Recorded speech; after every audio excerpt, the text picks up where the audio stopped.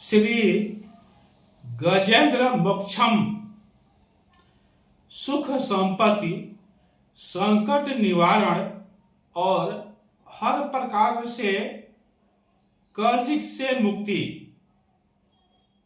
सरल हिंदी अनुवाद। यह उत्तम स्तोत्र श्रीमद् भागवत महापुराण के अष्टम यानी 8वें स्कंद के दूसरे, तीसरे और चौथे अध्याय में वर्णित है और इस स्तुति को गजेंद्र अपने हृदय में भगवान को स्थिर कर मन में ही स्तमन करता है। एक बार और समझे। यह उत्तम स्तोत्र श्रीमद् भागवत महापुराण के अष्टम यानी 8वें स्कंद के दूसरे, तीसरे और चौथे अध्याय में वर्णित है। इस स्तुति को गजेंद्र अपने हृदय में भगवान को स्थिर कर मन में ही स्तमन करता है। यह एक ऐसी कथा है जिसके भावपूर्वक सुनने से आंखें अश्रु पूरित हो जाएगी। यह एक ऐसी कथा है कि भावपूर्वक यदि आप सुनते हैं तो आंखें भर जाती है, अश्रु पूरित हो जाती हैं। यह जो गजेंद्र का स्तमन है, जो भगवान को यह स्तमन किए हैं गजेंद्र, इसको यदि आप सुनेंगे तो आंखें भर जाती हैं। इस कथा में करुण रस और भक्ति रस का समन्वय है। यह जो कथा है इसमें करुणामयी और भक्ति रस का समन्वय है। इसका पाठ कब और कैसे करें इसको समझते हैं। इसका पाठ शुक्ल पक्ष के किसी भी तिथि से शुरू किया जा सकता है। यानी श्री गजेंद्र मोक्ष का पाठ शुक्ल पक्ष के किसी भी दिन से किया जा सकता है। यानी शुक्ल पक्ष का कोई भी दिन हो, उससे आप उस दिन से आप शुरू कर सकते हैं। पाठ करते समय आपका जो मुख है पूर्व दिशा की तरफ हो और यह पाठ सूर्योदय से पहले अर्थात सूर्य निकलने से पहले करना अति उत्तम होता है। इसका जो पाठ है सूर्योदय से पहले करना चाहिए। ब्रह्म मुहूर्त में ही इसका पाठ किया जाता है और इसका पाठ सूर्योदय से पहले करने पर उत्तम फल की प्राप्ति होती है।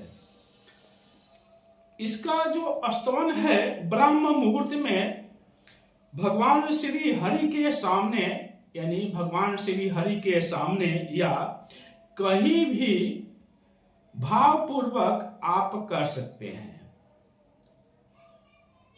भगवान श्री हरि के सामने, भगवान विष्णु के सामने या कहीं भी आप इसका पाठ कर सकते हैं। इसका निरंतर पाठ करने से मनुष्य सभी पापों से मुक्त हो जाता है। यानी श्री गजेंद्र मोक्ष का जो पाठ है यदि आप निरंतर करते हैं तो सभी पापों से मुक्त हो जाते हैं और सभी कष्टों का निवारण हो जाता है। दुष्सपनों का विनाश हो जाता है और सभी प्रकार के जो विघ्न हैं, जो विघ्न बाधा हैं, उसका विनाश हो जाता है और मृत्यु पर्यंत कभी भी नरक में वह नहीं जाता है। ऐसा भगवान का वचन है। यानी भगवान स्वयं ही कहे हैं कि श्री गजेंद्र मोक्ष का पाठ करने वाला व्यक्ति चाहे कोई भी हो, वह करता है तो वह कभी नरक में नहीं जाता है। गजेंद्र मोक्ष की कथा को थोड़ा सा समझते हैं। इसका कथा पुराणों में वर्णित है। जो गजेंद्र मोक्ष की कथा है, गजेंद्र को मगरमच्छ ने अपने जबड़े में उसके जो पैर हैं पकड़ लिया था और कोई सहारा नहीं मिल रहा था। तो गजेंद्र ने भगवान का स्तवन किया, भगवान को स्तवन किया और श्री हरि प्रकट हुए और अपने सुदर्शन चक्र से जो मगरमच्छ है उसका गर्दन काट दिए और हाथी को छुड़ाया, गजेंद्र को छुड़ाया। इसकी कथा पुराणों में वर्णित है। तो अपनी मत के अनुसार भगवान को अपने हृदय में धारण करके, अपने मत के अनुसार भगवान को अपने हृदय में स्थिर करके गजराज अपने पूर्व जन्म में सीख कर कंठस्थ किया हुआ सर्वश्रेष्ठ, बार बार पढ़ने और सुनने के लायक इस स्तवन का मन ही मन पाठ करने लगा। यानी अपने हृदय में गजराज जो है अपने पूर्व जन्म में सीख कर जो कंठस्थ किया हुआ, जो याद किया हुआ सर्वश्रेष्ठ, बार बार पढ़ने और सुनने के लायक इस स्तवन का मन ही मन पाठ करने लगा। सभी दर्शकों से निवेदन है कि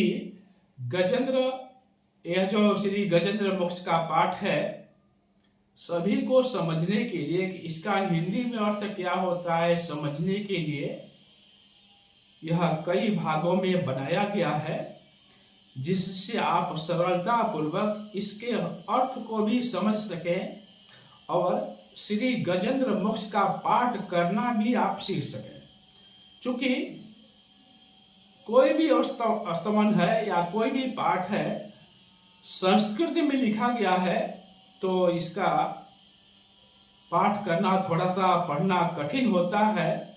अतः छोटे छोटे भागों में बनाया गया है जिससे आप आसानी से पढ़ सकें और उसका हिंदी में अर्थ समझ सकें। इसीलिए कृपया आप सभी भागों को देखें। और यदि इस चैनल पर कोई नए नए दर्शक हैं जो नए नए जुड़ रहे हैं, तो कृपया यदि सब्सक्राइब नहीं किया हो तो कृपया सब्सक्राइब अवश्य करें, लाइक भी करें और दूसरों को आप शेयर करें, जिससे यह ज्ञान सभी को प्राप्त हो सके। यह हस्तरेखा और भाग्य दर्पण का वीडियो सभी के लिए है। माँ, बहने, भाई, बहन, विद्यार्थी सभी देखें और सभी सीखें। तो आप सभी से अनुरोध है कि यदि आप चैनल को सब्सक्राइब नहीं किया हो तो कृपया सब्सक्राइब करें, लाइक करें और शेयर करें। हमारी पूरी टीम की तरफ से आप सभी को बहुत बहुत धन्यवाद।